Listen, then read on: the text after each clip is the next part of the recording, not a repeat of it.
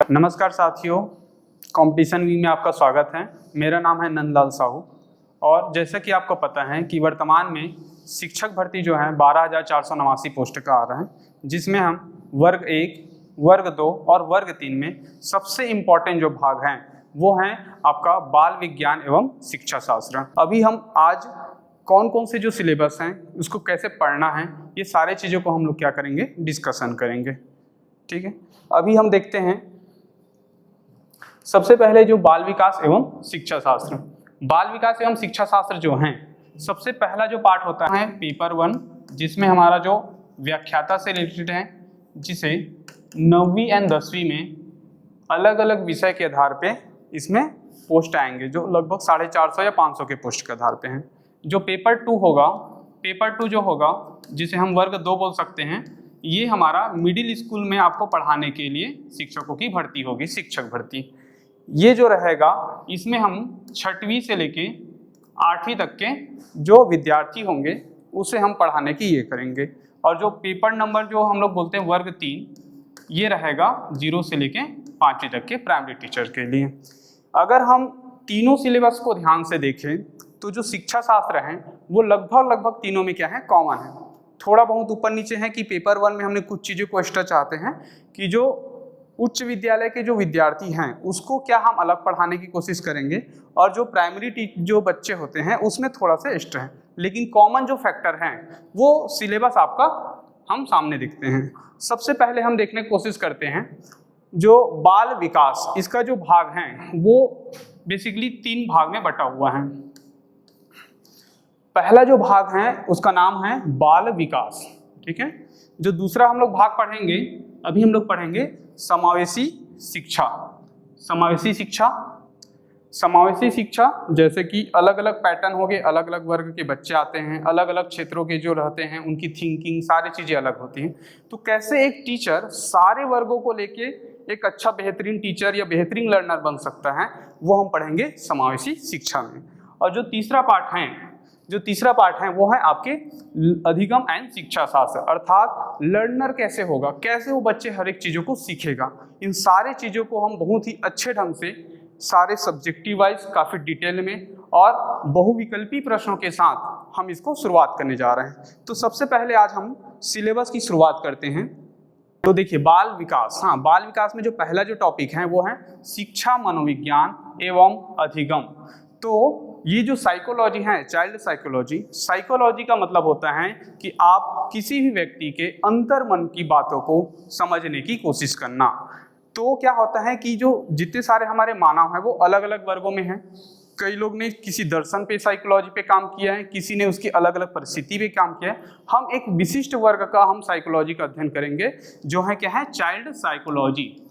Child psychology, child psychology में सबसे पहले जो होता है शिक्षा मनोविज्ञान की जो चाइल्ड है वो क्या रहेगा, विद्यालय में रहेगा। और विद्यालय में रहेगा तो हम उसको जो शिक्षा से संबंधित वो विद्यालय में कैसे एक्टिविटी करता है, वो किन किन बातों को शिक्षा जो सीखने की कोशिश करता है, वो सारी चीज़ों को शिक्षा मनोविज्ञान कहा जाता है।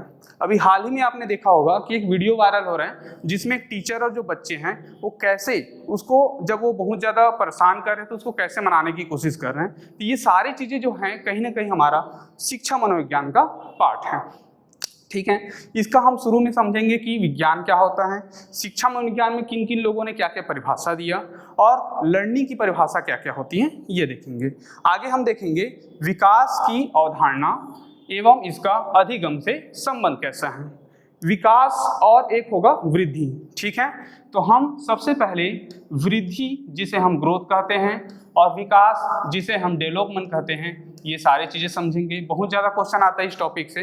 विकास पे अलग अलग लोगों की जो राय है हम उसको जानने की कोशिश करेंगे, और इसी के साथ हम समझेंगे कि इसमें जो लर्निंग से कैसे संबंध करता है विकास करके। तीसरा हमारा जो दिखता है बाल विकास का सिद्धांत। बाल विकास का सिद्धांत पे अलग अलग जो चाइल्ड साइकोलॉजिस्ट थे, जैसे पियाजे हो गया, ठीक है, उसके साथ ही आपको मिलेगा कोहलबर्ग एंड वाइटगोस्की, इन्होंने अपने अपने अवधारणा जो दी गई हैं वो सारे चीज़ों को हम बाल विकास के सिद्धांत के आधार पे देखेंगे, ठीक है।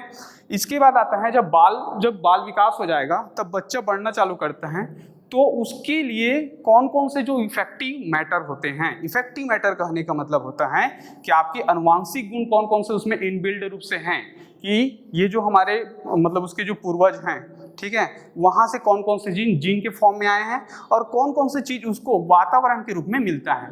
वातावरण के रूप में मिलने से आशय स्कूल, एक होता है प्लेग्राउंड, आपके पेरेंट्स, ये सारी चीजें को जो इफेक्टिव करता है उस बच्चे के ग्रोथ और डेवलपमेंट पे, ये होगा हमारा वातावरण का प्रभाव। आगे हम इसी पैटर्न में देखेंगे समाजीकरण की प्रक्रिया।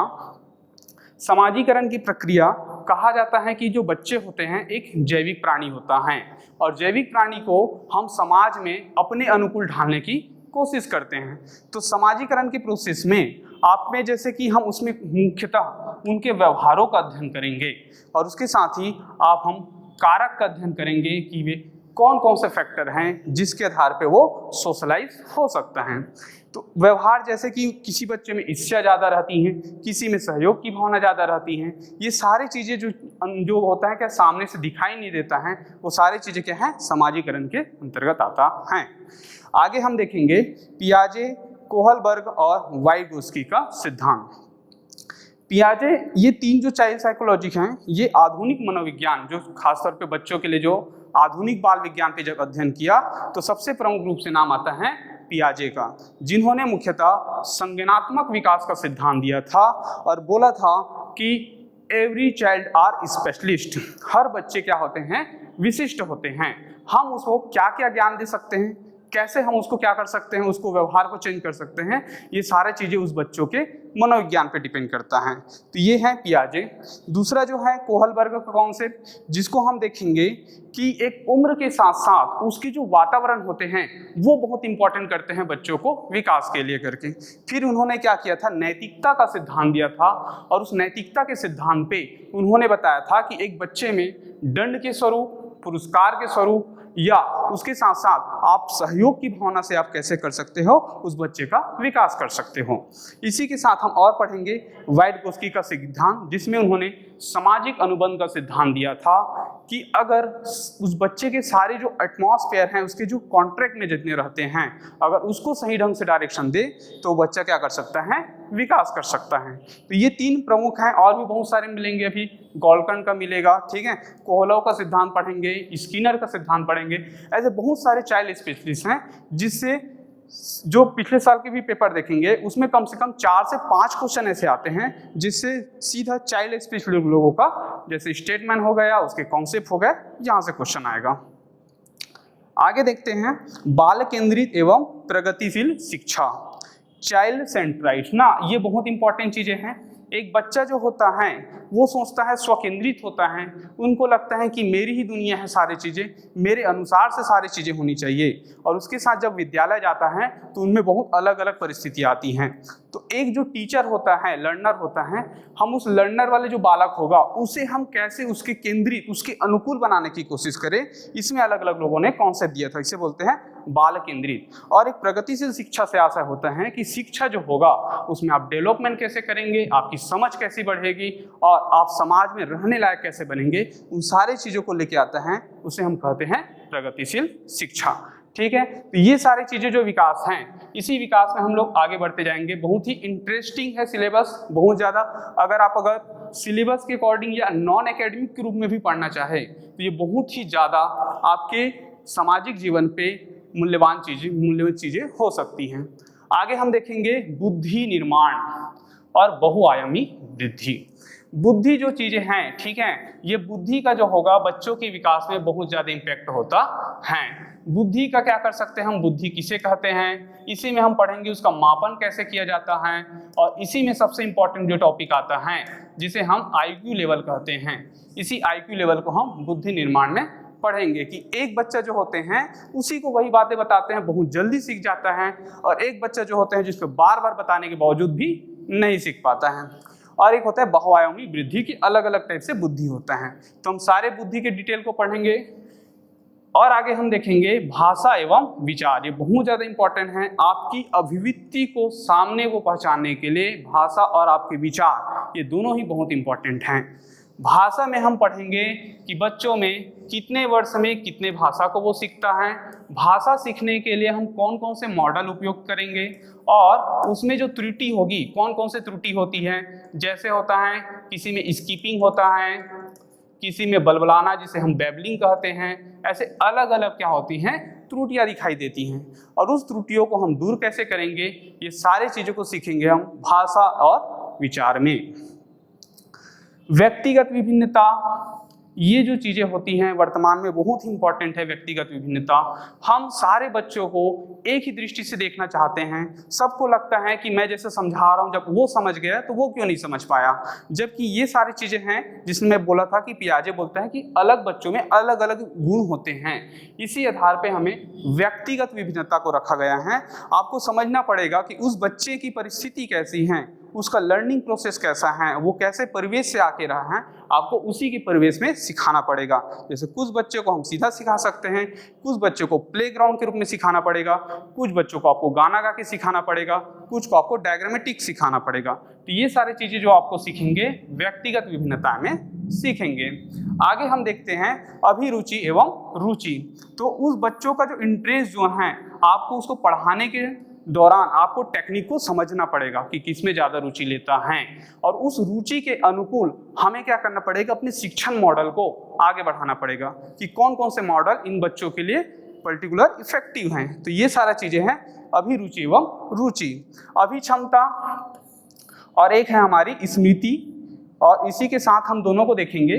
तो क्या होता है कि जब हम डिलीवर करते हैं डाटा को, और डिलीवर जब डाटा करते हैं तो वो कितने को एक्सेप्ट करता है, कितना उसमें क्षमता है, ठीक है, एप्टीट्यूड जैसे बोलते हैं। तो ये सारे एप्टीट्यूड जो दिखेगा उसे हम बुद्धि उपलब्धि के माध्यम से पढ़ेंगे कि हाँ उसका IQ लेवल कितना है।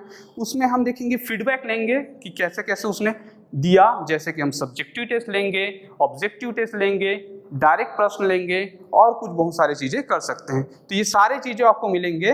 स्मृति विस्मृति चेक करना है, अभिक्षमता चेक करना है, और आपका आकलन एवं मूल्यांकन करना है।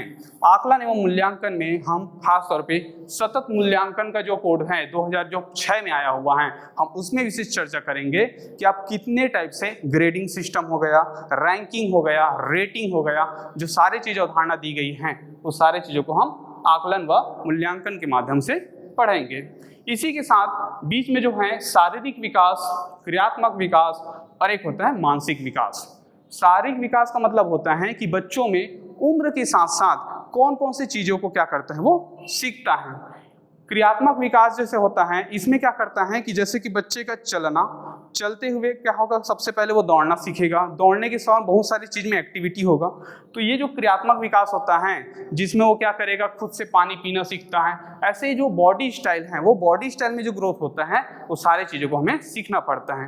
अलग अलग मानक हुआ है, माना जाता है कि आप 17 महीने के जो 11 महीने के जो बच्चे हैं वहीं से ही क्या करता है, वो भाषा का विकास होता है। 9 महीने के पहले उसमें भाषा का बोलने की क्षमता नहीं रहती। तो ये सारे चीज़ पैरामीटर्स बने हुए हैं ऑलरेडी, उसी पैरामीटर से डायरेक्ट क्वेश्चन आते हैं। एक होता है मानसिक विकास जिसमें उसकी क्षमता, थिंकिंग क्षमता, ये सारी चीज़ों को दिखाया जाता है। आगे हम देखेंगे उपलब्धि, आकलन और प्रश्नों के निर्माण की तकनीक क्या होनी चाहिए, कि सारे चीज़ों को हम ज्ञान डिलीवर करेंगे। लेकिन जैसे कि वर्तमान में क्या हो रहा है, अभी हाल ही में त्रैमासिक परीक्षा लिया जा रहा है। बीच में जो था जिसे हम बोलते थे नो डिटेक्टिंग मेथड बोलते थे, ठीक है, जैसे कि कुछ जैसे होता है कि इस बार फेल नहीं करना है, तो अलग अलग समय के अनुसार से हम क्या करते हैं, टेस्ट को चेंज करते जा रहे हैं। और ये टेस्ट चेंज करने का जो तकनीक है, ये क्या होता है, आपके आकलन और प्रश्नों के निर्माण के आधार पर होते हैं, ठीक है, ये सारा चीज़ें हैं। अब हम देखेंगे समावेशी शिक्षा के सिद्धांत। हमारा जो पहला टॉपिक है वो है पूरा हमारा जो चीज़ें हैं चाइल्ड साइकोलॉजी पे डिपेंड करता है कि वो सारे चीज़ों को हम कैसे सिखाएंगे करके। दूसरा जो इम्पॉर्टेंट आता है ये सोशलाइज कल्चर पे दिखाता है वर्तमान में। जैसे कि छत्तीसगढ़ में बहुत दिक्कत है कि हमारा जो मैदानी इलाका है और एक बस्तर के बच्चा है जिसको बहुत ही कम अवेयरनेस है, बहुत ही कम ऐसे एटमॉस्फेयर मिल पाया है। रायपुर के बच्चों को देखो तो न्यूज़पेपर पढ़ना सीख जाता है, इंग्लिश थोड़ा बहुत सीख जाता है, जबकि बस्तर के बच्चे ठीक से हिंदी नहीं बोल पा रहे हैं, वो गोड़ी से भी आगे नहीं बढ़ पा रहे। तो आप ऐसे बच्चों को कैसे करेंगे, इसी टॉपिक को बोलते हैं इंक्लूजन ऑफ एजुकेशन, ठीक है, इंक्लूजन ऑफ एजुकेशन। तो इसी के अंतर्गत हम लोग अलग अलग वर्ग को पढ़ेंगे, जिसमें हम वंचित बालक क्या होता है, वंचित बालक के साथ हम लोग पढ़ेंगे कि पिछड़ा बालक किसे कहते हैं। ये सारी चीजें सुनने में तो हमें एक ही लगता है, लेकिन इनकी परिभाषा सारी चीजें अलग अलग होती हैं, ठीक है। और एक जो टीचर होगा वो अलग अलग पृष्ठभूमि के बालकों को कैसे एक समायोजन करेगा, और समायोजन के आधार पे ऐसा लगेगा कि हाँ एक सही लर्निंग प्रोसेस हो रहा है, ठीक है। समावेशी शिक्षा के सिद्धांत में बहुत सारे होगा, जिसमें हम खास तौर पे हमारा जो राष्ट्रीय शिक्षा नीति, राष्ट्रीय शिक्षा नीति 1986 और अभी हाल ही में 2008 में जो अधिनियम आया था, और उसके साथ ही 2020 ना NEP 2020 में किन किन बातों को प्रमुख रूप से रखा गया है, ये सारे चीज देखेंगे। और इसी के साथ हम पढ़ेंगे NCF, जिसे हम बोलते हैं नेशनल कैरिकुलम फ्रेमवर्क 2005। इन पे हम बहुत ही गहन रूप से और फैक्चुअल डाटा को एक साथ इंटीग्रेटेड अप्रोच से पढ़ने की कोशिश करेंगे। विविध पृष्ठभूमि से वंचित बालक, जो अलग अलग पृष्ठभूमि हैं, जिनकी IQ लेवल कम है, किसी की परिस्थिति कम है, उनको आप कैसे ध्यान में रखोगे, और उनके लिए संविधान में क्या क्या प्रोविजन किया गया है, कि आप मौलिक अधिकार के रूप में क्या बोला गया है, या DPSP में क्या बोला गया है, या और भी आगे जब हम लोग पढ़ेंगे तो उसमें भाषा के संबंध में क्या क्या बताई गई हैं। ये सारी चीजें हमें वंचित बालक के रूप में पढ़ना पड़ेगा। आगे हम देखते हैं पिछड़े, विकलांग और मानसिक रूप से पिछड़े बालक। ये जो बालक होते हैं, पिछड़े बालक सबकी परिभाषा अलग अलग मिलेगा। विकलांगता के आधार पे देखेंगे कि हाल ही में जो 2019 में अमेंडमेंट आया है कि विकलांगता की श्रेणी में शुरू में 6 वर्गों में विकलांगित किया गया था, अभी बढ़ के 21 टोटल 21 लेवल पे विकलांगता को बताया गया है। इसके साथ ही मानसिक रूप से जो पिछड़े बालक होते हैं, मानसिक रूप से पिछड़े बालक जो होते हैं वो अलग अलग वर्ग के होते हैं, जिसे हम मूढ़ बालक बोलते हैं, किसी को हम लोग मूर्ख बालक बोलते हैं, ठीक है, किसी को हम मंद बालक बोलते हैं। ये सारे चीज़ों को IQ लेवल के आधार पे अलग अलग क्लासीफाई किया गया है। हम ये सारे चीज़ों को डिस्कस करेंगे।